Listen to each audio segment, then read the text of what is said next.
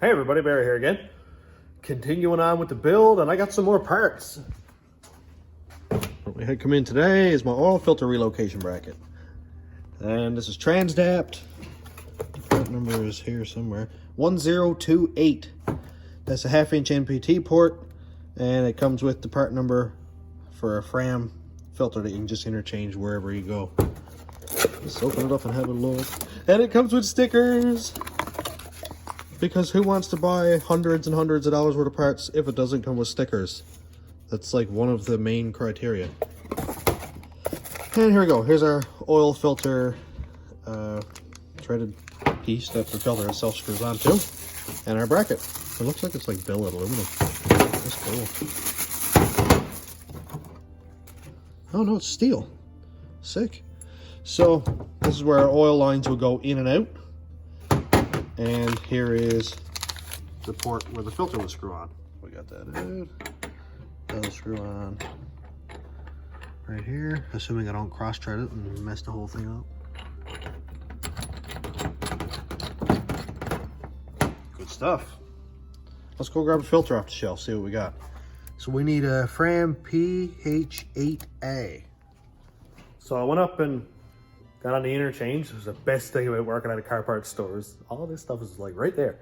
So check it out. And PH8A crosses up with 85515 and 85085 in the CarQuest filters. This is CarQuest Premium Blue filters. They're really, really good. I think they're compatible with Wix, and I think Clarcor makes them. So obviously two different options. Same filter, different height. So I think I'm probably going to go with this one. Even though it has less capacity, it takes up a lot less space. You can see, of course, we got probably 1.5 inches in difference. And I'm not left-handed, but let's see how this goes. Oh, first try. Here we go. So let's unscrew this a little bit. We can see that we have good seal contact. We got about 1/4 inch on the outside, so we know that we're going to have good seal contact. And the seal isn't going to be out over the lip or anything like that. So here we go. We can mount it this way with the lines on top, or I can mount it this way with the filter on top. I do like it with the filter down, because that way I can fill the filter up and then have the lines, or the filter will already be full. So we should have pretty well immediate oil pressure.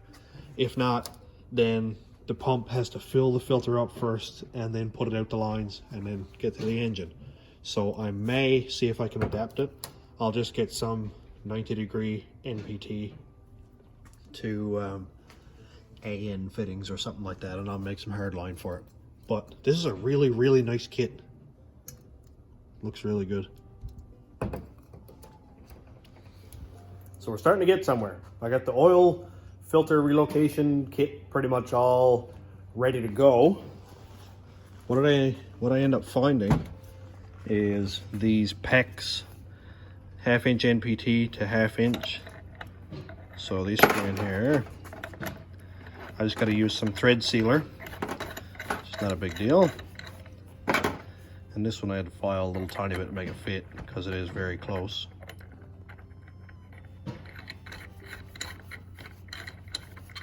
So I filed that one down a little bit, and now these will be tightened up a lot more and go whatever direction they go in, that's fine. And then I'm going to use transmission or power steering line.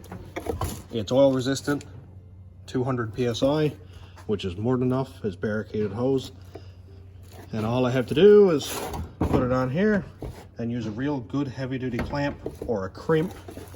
And this is perfectly fine. I don't need to go using crazy AN stuff. And I'll use the real good heavy duty wide band clamps or 2 of the narrower clamps, because we do have enough room here anyway. And then when I get to my oil pan, I'll make the steel flange for the oil pan come out around this so I can tap an NPT port into my oil pan flange also, because of course we're doing a front sump, so I'm not gonna be able to put an oil filter right here because it'll hit crossbeam rug, just put ports coming out. So no issue there at all. Got another part come in today. This is the pilot bearing for the back of the crank that the transmission pilot shaft goes into. This is national bearing. Part number is 57080. I had to do some digging to find this part number, but this is one that fits into the back of the LS engine, the SBC, that kind of thing. I have used bushings. I've been using a bushing for the last couple of years, but when I took the crank out, and when I took the transmission out, sorry, it was oblongated really bad, and I think it's from abuse. So I'm gonna use a bearing this time, see how it works. I'm probably gonna have to take the engine off the stand in order to properly smash this thing in there.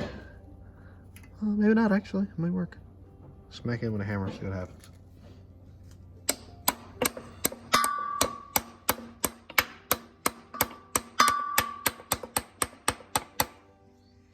It's going.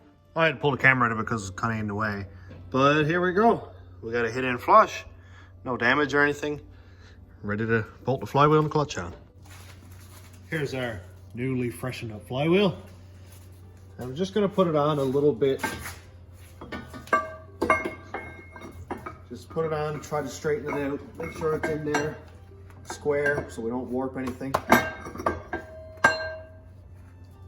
Just put the bolts in a little bit at a time.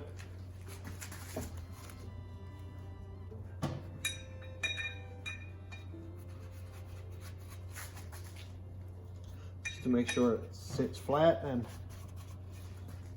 we don't want any wobbles or vibrations in this.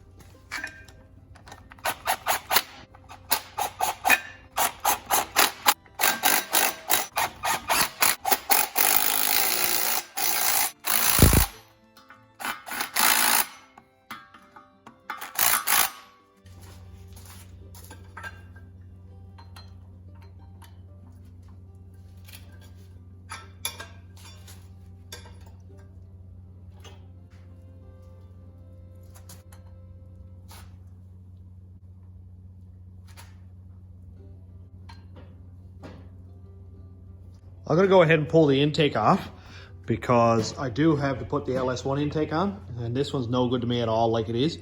So I'm gonna go ahead and take that off just in preparation and go ahead and extend my cam wire.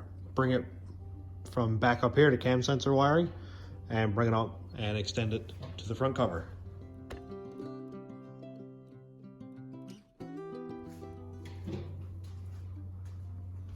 It looks so much better without that intake on it. I can't wait to see what the LS1 intake looks like. I can't wait to hear it fire. Come on, we gotta go. And also I have to address the alternator, bringing it down here somewhere. A buddy of mine, Jason Andrews, did mention that the old style Ford alternator might work. Luckily I do have one that's scrap. That's what this 8.8 came out of. So I'm gonna check that out and see what kind of modification it's gonna require. Hopefully it's like this close.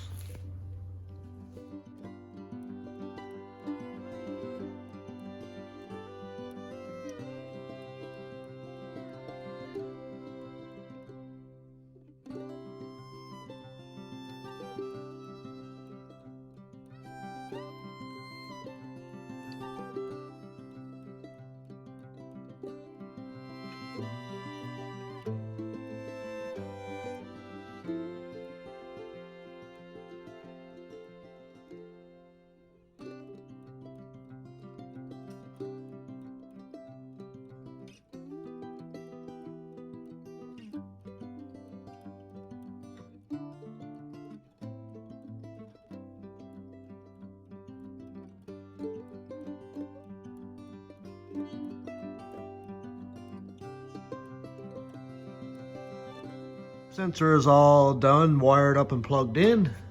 Ran it along the harness up here. And you can see here that I have wires that don't match up. Red with brown, the pink matches, and then brown with red over here. I ended up having to switch the wiring.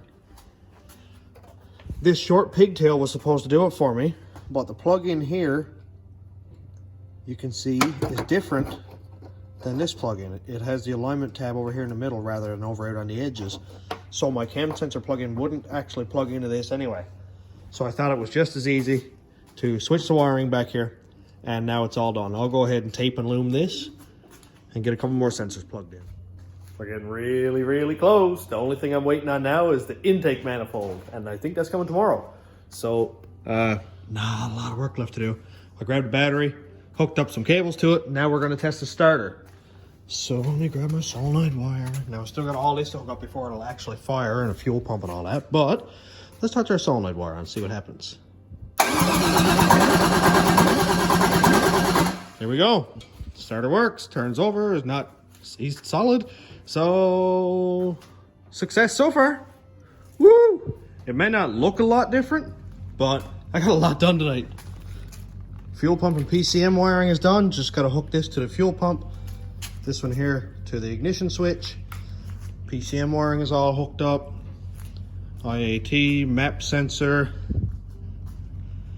Cam sensor is done, all extended and hooked up. So that's all good. I was at the fuel pump a minute ago, getting my fuel pump in and out, wiring and all that stuff. So tomorrow, fingers crossed, again, I should be able to get it pretty much finished up, throw some gas in a can, and hopefully get this thing fired up. It turns over really nice. Starter's nice and quiet. The engine doesn't have any obvious rattles or anything so far. Not that I expect there will be. I had my hands on every bolt, so I don't think there's any issues at all. But anyway, so we got a lot done tonight. I'm feeling a lot more confident than I was a couple hours ago. I didn't video a lot of the wiring stuff because it's just mostly big tangle and it was just kind of off looking, so it was kind of hard to watch from where I was standing, let alone you. So anyway, have a good night, everybody. We'll catch you on the next one.